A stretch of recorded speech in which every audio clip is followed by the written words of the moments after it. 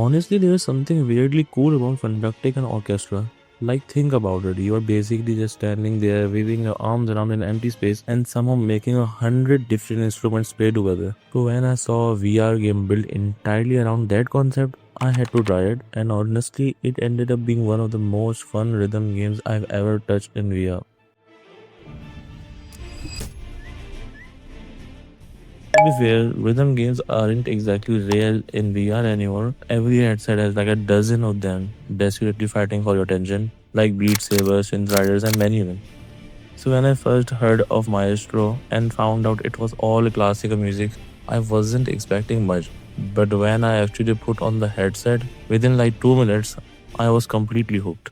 I expected another basic game where you just follow prompts and wave your hands around. Instead, Maestro somehow makes you feel like you are actually standing in front of a live, breathing orchestra, just trying your absolute best not to embarrass yourself. And surprisingly, it just works.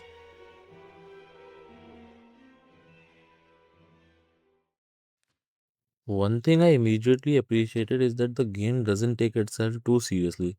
Like, sure, you're conducting legendary pieces of music, but the developers clearly had some fun with it.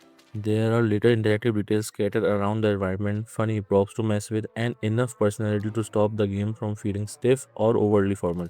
Which is good because trust me, I already look ridiculous waving my hands around in VR. And when everything starts coming together, this is where the game really surprised me. The orchestra reacts to your movements, the music builds, and for a few seconds, you genuinely feel like you're controlling the entire performance. And yes, that feels pretty awesome.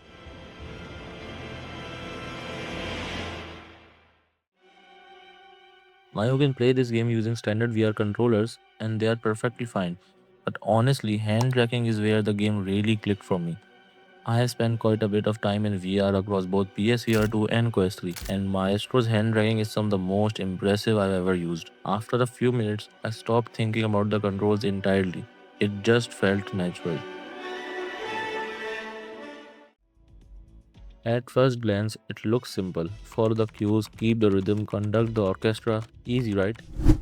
Then you crank up the difficulty, and suddenly your brain, eyes, and hands are all trying to keep up at the same time. That's when you realize there's actually a lot more depth here than at first appears. One thing I ended up loving is how the game handles mistakes.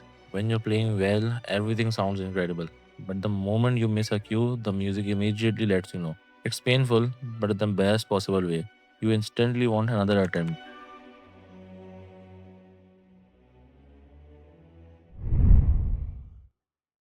Now, when you purchase the base game, it comes with 15 tracks. And even if classical music isn't really your thing, chances are you have heard most of these somewhere before.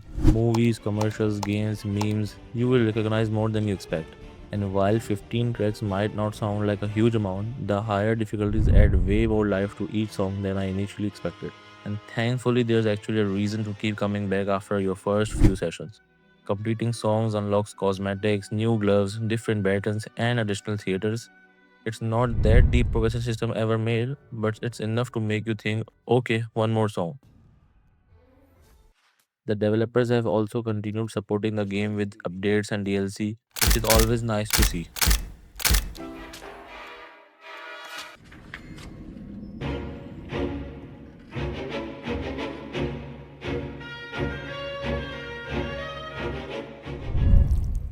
Now, as much as I have been praising the game, it's definitely not perfect. The biggest issue for me is the orchestra itself.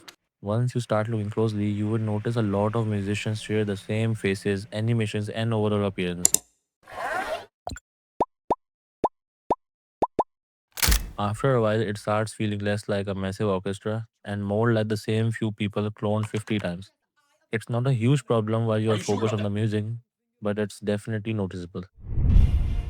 After finishing the base game, playing through the DLC, and even earning the Patron trophy, there are a few things I would love to see added.